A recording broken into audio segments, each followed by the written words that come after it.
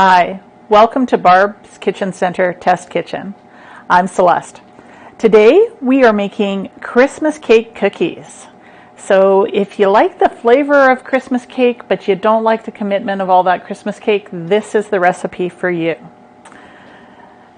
It is, just so you know the ingredients, 3 cups of dates chopped, 2 cups of candied cherries, 2 cups of candied pineapple, 3 cups of almonds, 3 cups of Brazil nuts, 2 1/4 cups of white wheat flour, 1 tablespoon of baking soda, 1 teaspoon of sea salt, 1 teaspoon of cinnamon, a cup of margarine, 1 cup of granulated sugar, and 2 eggs.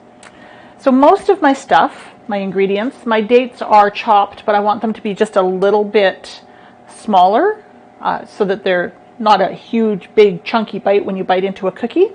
And of course my nuts need to be chopped just a wee bit finer. So I'm going to do that first in my food processor here. So trick to the Bosch food processor. The lid has to be on and then it will pop on to your machine because it's a safety feature. You don't want to have somebody stick their hand in and have it go off.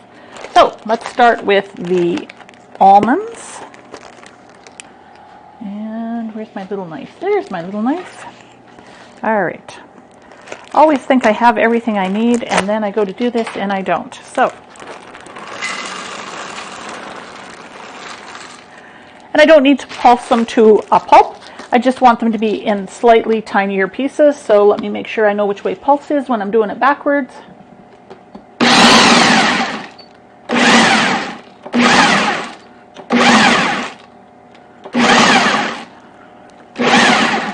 There we go.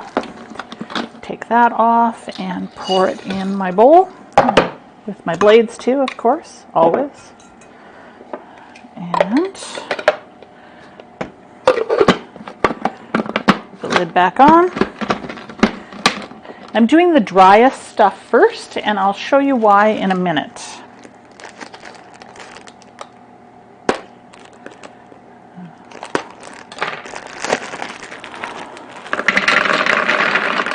I'll do the Brazil nuts half at a time to make sure they get chopped because they're a little bigger.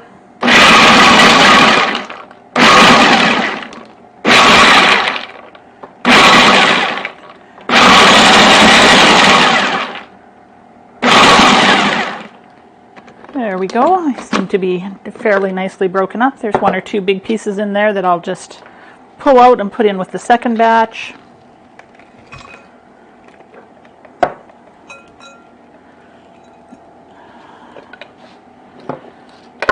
That back in.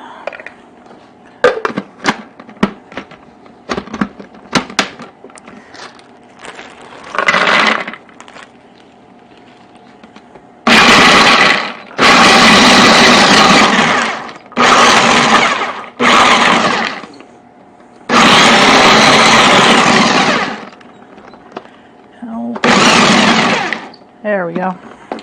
I'll get you one way or the other. All right, now I'm going to start doing stickier stuff. So in order to make this easier to clean out, I'm going to use my pan spray and spray the inside of this, so especially when I get to the cherries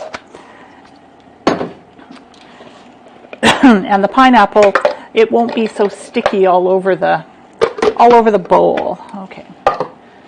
Put in half my dates now.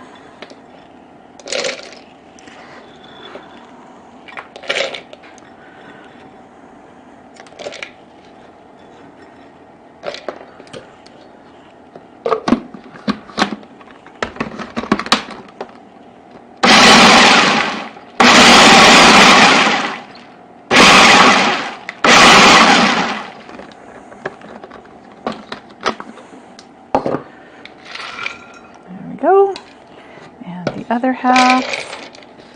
You could do this with a knife, but it's going to take a lot more time and ultimately be a lot bigger mess in your kitchen. So.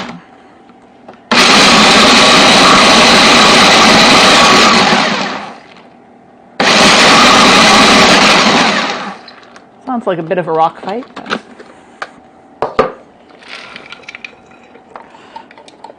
All right, now to the sticky, gooey stuff. Chopping up candied cherries by hand is always a mess. And as you can see, they are so full of syrup that it is sometimes hard to even get the lid off. And there we go. Or it could be the fingernails. It's hard to say. There we go.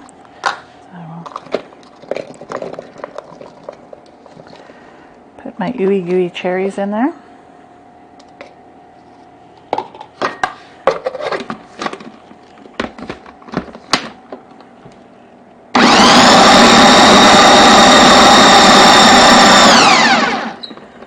There we go. They nicely pulverize themselves. Put them in with my nuts. One of these days.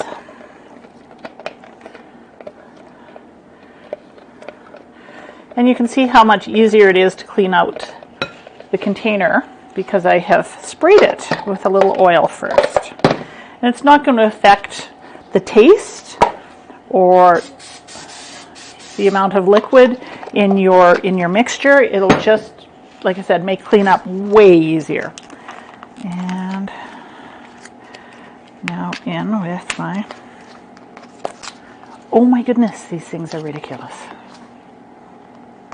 There we go.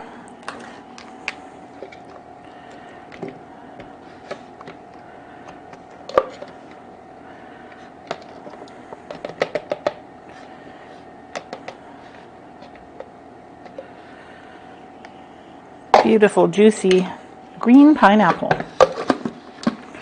So you have all kinds of nice Christmas colors in here. There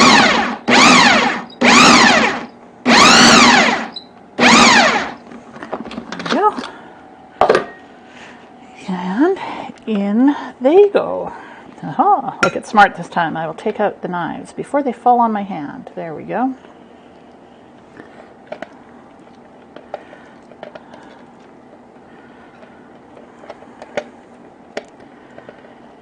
And missed a big piece. Got to get all the fruity goodness. So I'm preheating my oven to 350 degrees, which is, generally roughly the temperature we like to cook these things at. I'm going to mix this together, and I'm going to add a cup of flour to this mixture. This helps the fruit sort of spread itself evenly throughout your batter, and your fruit doesn't wind up sitting on the bottom of the batter. I always used to think of it as a life jacket for my fruit and nuts.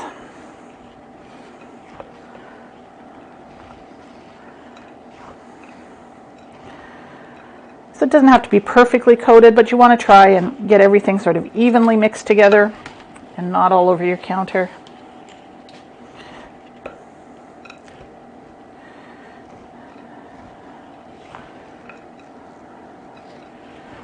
There we go.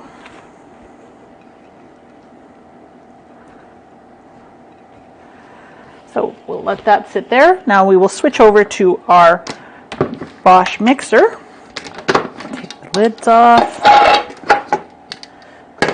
Take out the dough hook. Add the cookie paddles. Make sure the bowl is all cleaned out.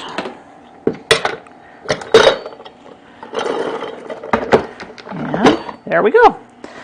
Put the safety cap back on or it will not work. So next, into our bowl, we need to, of course, cream our butter. So I have Baker's Gold, and it is unsalted butter. I prefer to cook with unsalted butter. If you're using salted butter, don't add the salt in the recipe because there's lots and lots and lots of salt in salted butter.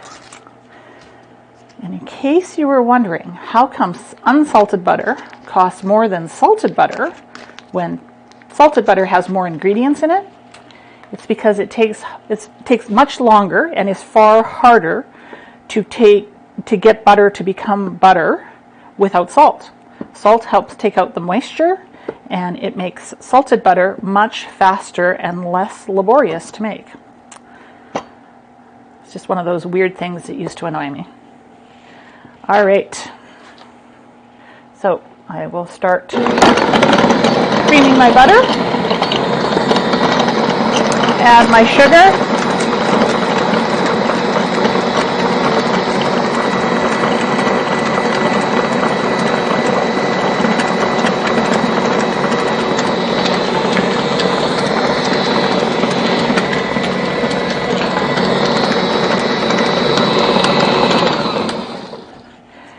I always cut my butter up before I put it in, just because it seems unduly hard on the machine to have it hit a whole big chunk of butter. And I'll just scrape this off the bottom, and next we will add, one at a time, our 2 eggs. I'll continue to let this mix as I add the eggs, because I'm going to break the eggs into a bowl just in case one of them's not good.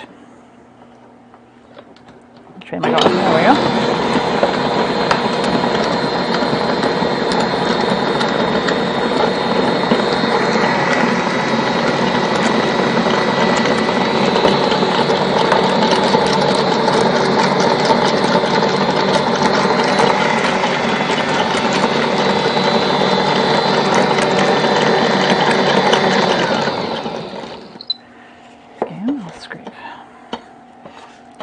My butter and sugar mixture off the sides, and then it should nicely incorporate the eggs and become more liquid.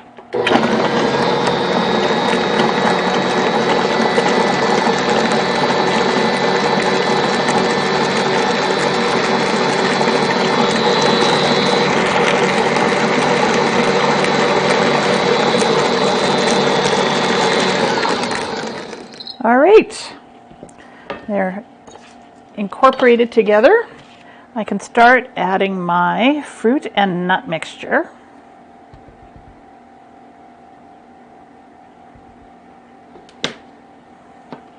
Oh, should add the rest of my flour first. Sorry, need to make a dough, not a liquid. There we go.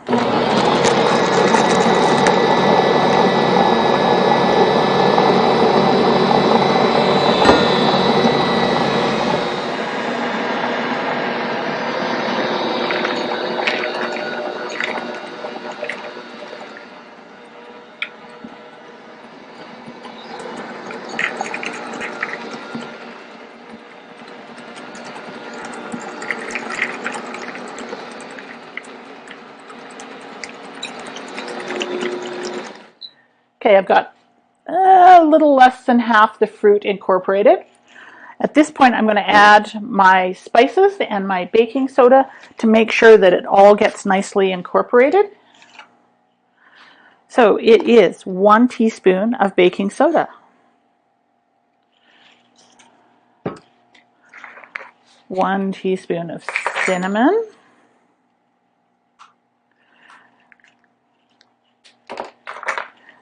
at this point, you could add whatever other spices you would like. I'm going to add some nutmeg to enhance the flavor, because nutmeg is a spice that always reminds me of Christmas. If you wanted to, you could add a little ginger, you could add some cardamom, any of the sweet spices you like. If you wanted to give it a factor, you could add a little bit of fenugreek, which actually goes really nice in sweet dishes, but is something that you don't often think of putting in. So we'll now start mixing this and quickly add the rest of my fruit.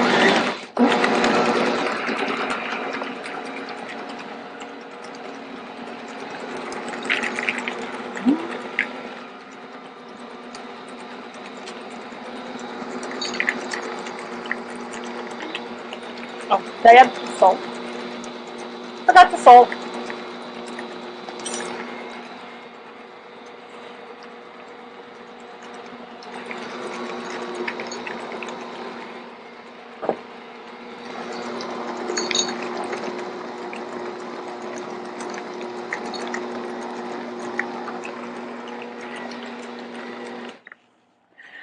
Okay, at this point I'm going to add the splash ring because the bowl is starting to get super full.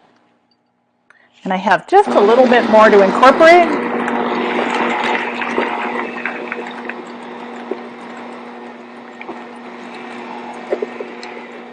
There we go. And that's it. You have your batter. It's super fruity.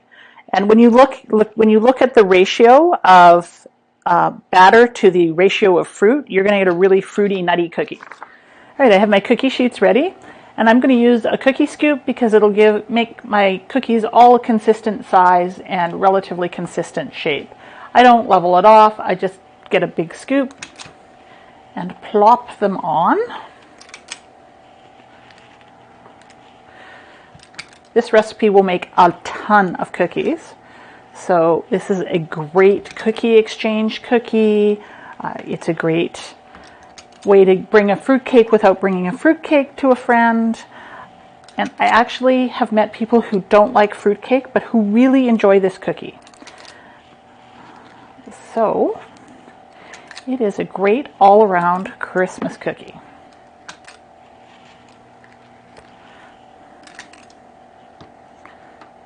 Get that one a little closer together. They're not going to spread a lot. They'll flatten out, but they're not going to, or hopefully they won't spread. You know what? I think I'm just going to scooch these down, give them a little more room just in case. And that should be enough. All right, I will pop these into the oven and I will keep putting cookies on trays. All right, it's been 12 minutes and our cookies are ready to come out of the oven. And there you have Christmas cake cookies, ready to eat.